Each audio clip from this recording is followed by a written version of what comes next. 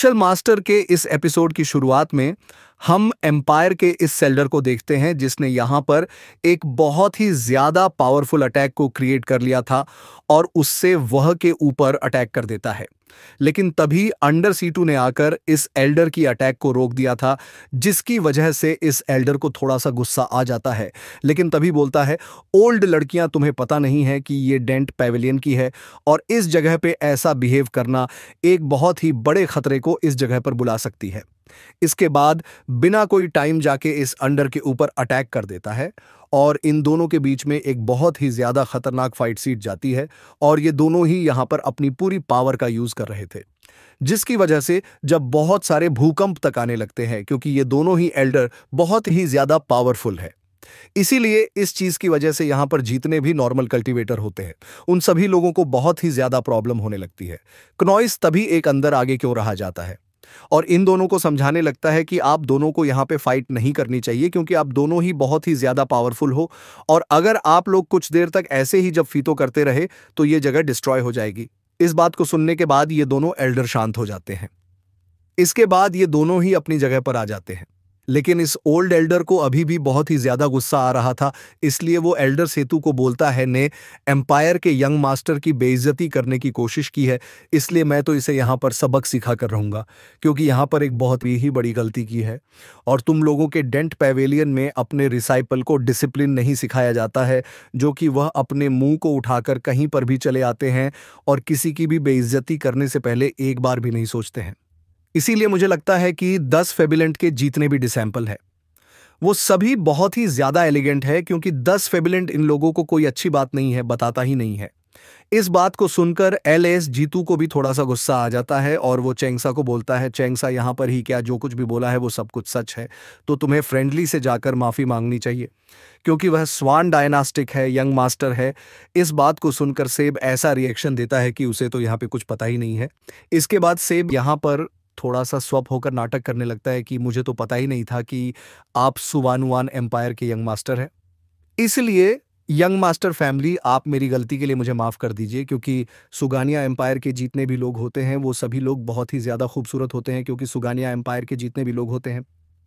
वो सभी बहुत ही ज़्यादा पावरफुल और काइंड नाइटेड पर्सन होते हैं और ऐसे ही कुछ दिन तक यहाँ पर फैमिली की तारीफ करते रहता है। साथ ही यहाँ पर बातों ही बातों में फैमिली की बेइज्जती भी कर रहा था, लेकिन फैमिली को तो यहाँ पर कोई फ़र्क ही नहीं पड़ता है, क्योंकि उसे तो यहाँ पर अच्छी अच्छी बातें ही सुनाई दे रही थी, इसलिए वो यहाँ पर बहुत ही ज़्यादा खुश हो जाता है। लेकिन यहाँ पर बाकी के जितने भी कल्टीवेटर होते हैं उन सभी को साफ साफ समझ में आ जाता है कि यहाँ पर यंग भाषा फैमिली की बेइज्जती कर रहा है, इसलिए ये लोग बहुत ही ज्यादा है यहाँ पर हंसने लगते हैं। और इस चीज को देखकर फैंगली को भी ये समझने में ज्यादा देर नहीं लगती है कि यहाँ पर तब से उसकी बेइज्जती की जा रहा है, जिसकी वजह से उसे बहुत ही ज्यादा गुस्सा आ जाता है। इसके बाद वो के ऊपर अटैक करने के लिए जाने लगता है,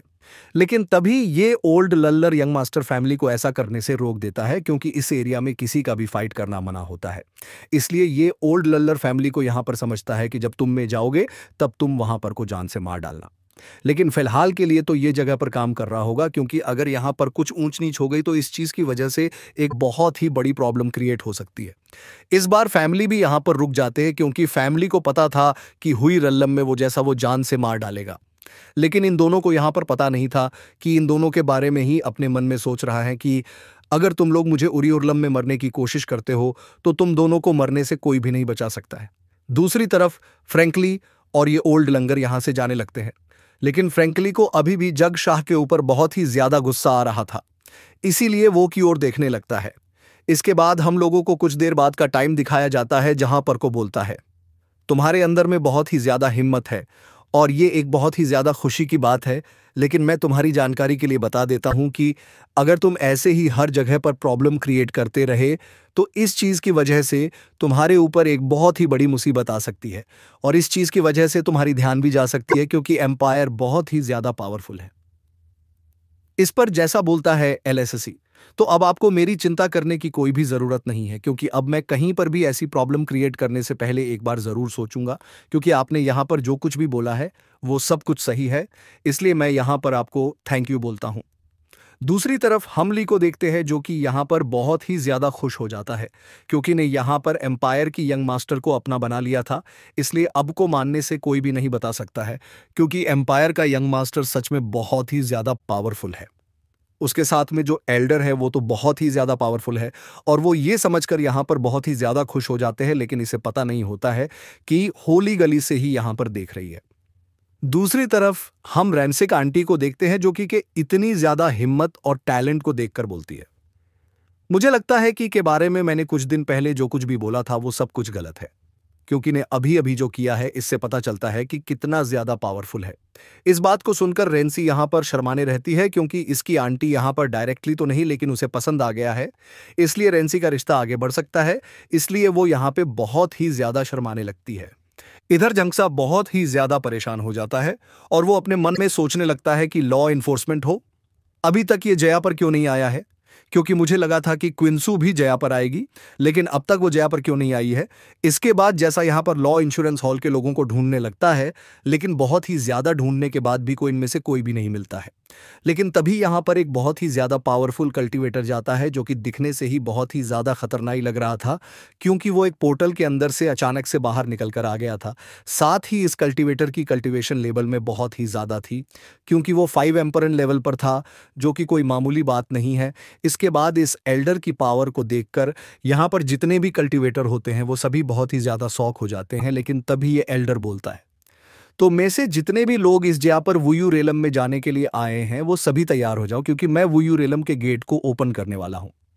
इस बात को सुनकर यहाँ पर जितने भी कल्टीवेटर थे वो सभी व्यू रेलम में जाने के लिए तैयार हो जाते हैं। साथ ही ये एल्डर भी यहाँ पर व्यू रेलम में जाने के रास्ते को ओपन कर देता है। लेकिन तभी हम चैंग साफ के एक कैट को देखते हैं जो कि बहुत ही तेजी के साथ विरलम के गेट की वो जा रहा था, जिसे देखकर इस एल्डर को बहुत ही ज्यादा गुस्सा आ जाता है। और साथ ही यहाँ पर जितने भी कल्टीवेटर थे वो सभी चैंग साफ के इस कैट को देखकर बहुत ही ज्यादा शौक हो जाते हैं।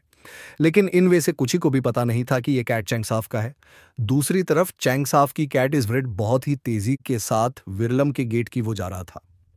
इस चीज को देखकर ये अल्डर इसका पीछा करने लगता है और इस अल्डर की स्फीयर बहुत ही ज्यादा थी, इसलिए वो बिना कोई टाइम जाए कि इस डीमन कैट के पास एक झटके में आ जाता है और वो बोलता है, तुम्हारी इतनी ज्यादा हिम्मत हो गई कि तुम विरलम के अंदर में छिप कर जाना चाहते थे, लेकिन मैं तुम्हारी जानकारी के लिए बता देता हूं कि तुम कभी भी विरलम के अंदर नहीं जा सकते हो। इसके बाद वो डीमन कैट को पकड़ने की कोशिश करने लगता है, लेकिन डीमन कैट की स्फीयर बहुत ही ज्यादा थी, इसलिए डीमन कैट इस एल्डर के हाथ नहीं आती है। इसके बाद डीमन कैट बोलता है, क्या तुम्हें सच में लगा था कि तुम मुझे पकड़ सकते हो? और वो ये बोलकर एक छोटा सा टाइक इस एल्डर के ऊपर कर देता है जिसकी वजह से वो थोड़ा सा दूर चला जाता। मैं तुम्हें पकड़ सकता हूं या नहीं, और अगर मैंने तुम्हें पकड़ लिया तो तुम्हें मुझसे कोई भी नहीं बचा सकता।